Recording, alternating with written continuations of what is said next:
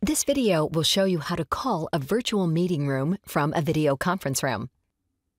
Use the arrows on the remote control to select Place a Call from the on-screen menu. Confirm your selection by pressing the round center button on the remote control. Using the numeric keypad, enter the conference ID you have been given by the meeting organizer. In this example, 721155. Press the green call button to start the conference. A voice prompt will welcome you and may ask you to state your name.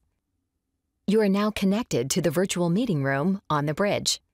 Other participants may already be waiting when you join the call. By connecting to a meeting room, you can talk to anybody on any device, including audio participants.